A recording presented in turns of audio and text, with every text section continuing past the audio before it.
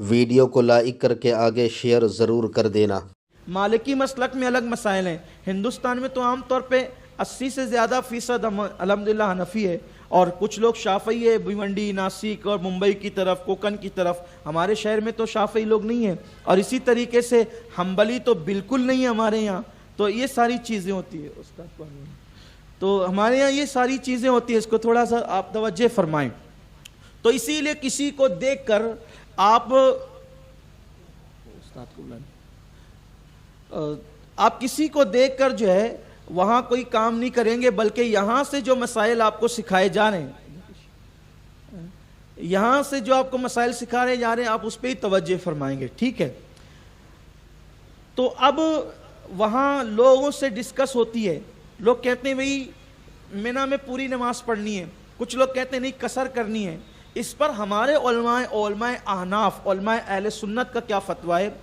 ہم لوگ مکہ شریف گئے، مکہ شریف جانے کے بعد سے لے کر منی جانے تک، یعنی ہم جس تاریخ کو منی کے لیے جا رہے ہیں، 7 کو جا رہے ہیں یا 8 کو جا رہے ہیں، آپ 8 ہی پکڑ لیں، تو مکہ پہنچنے سے لے کر منی جانے کی، منی کے لیے نکلنے کی جو تاریخ ہے، اس میں اگر 15 دن سے کم دن ہے، جیسے 8 ذی الحجہ سے پہلے ہم پہنچے، اب 8 ذی الحجہ آنے تک 15 دن سے کم دن ہے، تو ہم مکے میں بھی مسافر ہیں، اور ہم لوگ منی، مزدلفہ اور عرفات میں بھی مسافر ہیں۔ تو ہم مکے میں بھی جو ہے وہ قصر نماز پڑھیں گے، اور منی میں، مزدلفہ میں، عرفات میں بھی قصر نماز پڑھیں گے۔ لیکن ہم ایسی تاریخ میں مکہ شریف پہنچے کہ ہم منی، مزدلفہ، عرفات کی جو تاریخ، یعنی منی کے لیے نکلنے کی جو تاریخ ہے، وہ 15 دن ہے یا 15 دن سے زیادہ ہیں۔ تو ہم مکے میں بھی مقیم ہیں، منی میں بھی مقیم ہیں، مزدلفہ میں مقیم ہیں، عرفات میں بھی سب جگہ مقیم ہیں۔ تو مقیم کے لیے مسئلہ یہ ہے کہ وہ جو ہے وہ پوری نماز پڑھے، یعنی جو ظہر، عصر اور عشاء ہے وہ 4 والی 4 رکعت پڑھے۔ اور مسافر کے لیے قصر کا حکم ہے۔ احناف میں قصر واجب ہے، یعنی اگر مکہ شریف پہنچنے سے لے کر آپ کو حج کے لیے منی نکلنے تک 15 دن سے کم کا ٹائم ہے، تو آپ جو ہے وہ 4 رکعت والی ظہر، عصر اور عشاء، یہ جو فرض نمازیں اس کو 2 رکعت پڑھیں گے۔ البتہ سنتیں پوری پڑھیں گے، لیکن یہ فرض جو ہے وہ قصر کریں گے اگر آپ مسافر ہیں تو یہی ہے۔ اب آپ کے مسئلہ سمجھ میں آ گیا؟ اگر آپ مکے میں مسافر تھے تو آپ منی، مزدلفہ، عرفات میں بھی مسافر ہیں، اور آپ اگر مکے میں مقیم تھے تو آپ حضرات منی، عرفات اور مزدلفہ میں بھی مقیم رہیں گے۔ اور آپ مسافر کب ہوں گے؟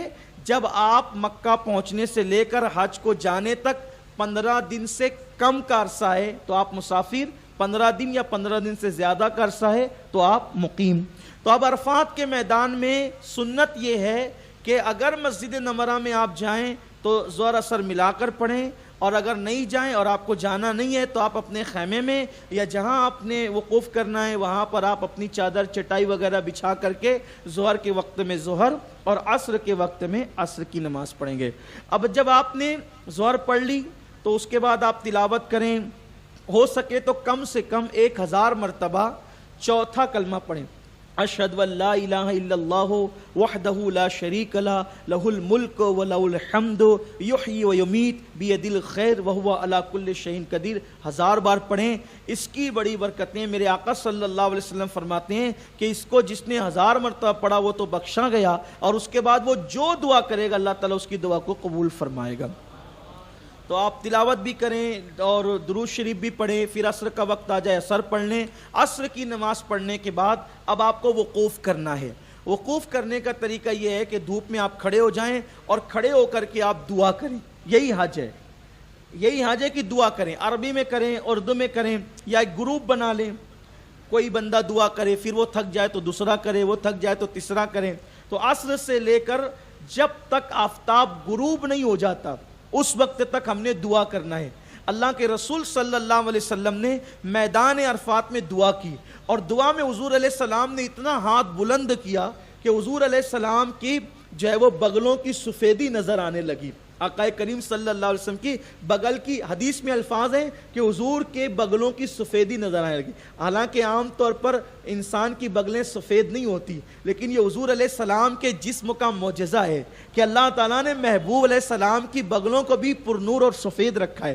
تو حضور نے اتنے ہاتھ اٹھائے، خوب دعا کی، گڑ گڑا کر دعا کریں اور کسی پہ توجہ نہ کریں. کیوں؟ اس لیے کہ رونے کی کوشش کرے، رونا نہیں آتا تو رونے جیسی صورت بنائے. آقا دعا کرتے رہے کرتے رہے کرتے رہے، یہاں تک کہ بتقاضۂ بشریت حضور علیہ السلام کے ہاتھوں کو تھکن لگنے لگی تو اللہ کے رسول نے ہاتھ نیچے کر لیا لیکن دعا کو جاری رکھا. دعا جاری رکھی، ہاتھ نیچے کر لیا لیکن دعا. تو آپ کے بھی ہاتھ تھکنے لگیں گے، دکھنے لگیں گے، ہاتھ نیچے کر لے لیکن دعا جاری رکھے.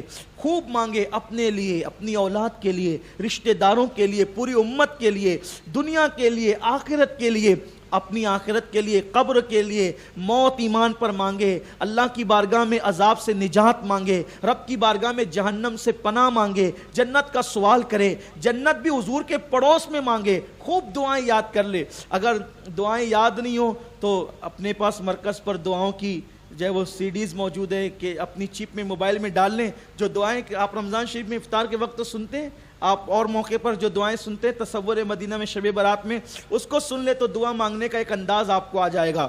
اور ویسے بھی بات یہ کہتا ہوں، اللہ کے یہاں الفاظ نہیں دیکھے جاتے، اللہ کے یہاں تو دل دیکھا جاتا ہے. یہاں پر مجھے ایک بہت پیارا سا واقعہ یاد آ رہا ہے، حالانکہ یہ ہمارے عنوان سے ہٹ کر ہے، لیکن صرف میرے حاجی صاحبان کو یقین مضبوط کرنے کے لیے کہ یقین سے دیکھو، جو چیز جتنی یقین سے مانگی جاتی ہے نا اللہ تعالیٰ دیتا ہے، اور انسان جتنی دیوانگی سے مانگتا ہے نا اللہ تعالیٰ دیتا ہے. اصل میں ایک واقعہ بیان کیا گیا ہے، حالانکہ اس کو اسرائیلی روایات کہا جاتا ہے، لیکن فضائل اعمال میں ذوق کے لیے، شوق کے لیے جو ہے وہ اس طرح کی روایات کو بیان کرنے کا کوئی شرعی حکم نہیں ہے. اللہ کے حبیب، اللہ کے پیغمبر، اللہ کے کلیم حضرت موسیٰ علیہ السلام ایک بستی سے جو ہے وہ گزر رہے تھے. آپ نے کیا دیکھا کہ ایک عورت وہاں بہت مایوس بیٹھی ہوئی ہے. اس عورت نے حضرت موسیٰ علیہ السلام کو دیکھا، حضرت موسیٰ علیہ السلام نے عورت کو دیکھا تو حضرت موسیٰ اس کے قریب ہے، کہا مائی تو مایوس کیوں ہے؟ اس نے کہا اللہ کے کلیم کیا کروں، مجھے اولاد نہیں ہے، اولاد نہیں ہے اس لیے میں پریشان ہوں. اللہ کے کلیم نے اللہ سے عرض کی میرے اللہ اس کو اولاد دے دے. اللہ نے فرمایا کہ موسیٰ اس کی قسمت میں اولاد نہیں ہے. اب اللہ نے کہہ دیا اس کی قسمت میں نہیں ہے تو ادب والے تھے، اللہ نے جب کہہ دیا کہ اولاد نہیں ہے قسمت میں، ادب کی وجہ سے چپ ہو گئے اور اس کو کہا اے اللہ کی بندی، اللہ کے فیصلے پہ صبر کر، تیری تقدیر میں اولاد نہیں ہے اور اسی پر تو راضی رہ. چلے گئے. آپ جانے کے بعد طور پہ گئے، بات چیت ہوئی، واپس ہوئے، آئے دن گزرتے گئے. ایک دن حضرت موسیٰ علیہ السلام پھر اسی گلی سے گزرے تو دیکھا کہ وہ عورت بہت خوش ہے اور اس کے ارد گرد کچھ بچے کھیل رہے ہیں.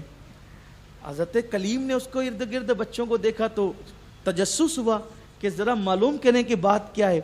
حالانکہ یہ روایت عارف رومی نے بیان کی ہے، علامہ جلال الدین رومی نے بیان کی ہے. بڑی پیاری سی روایت ہے کہ حضرت کلیم نے کہا کہ یہ بچے کس کے ہیں؟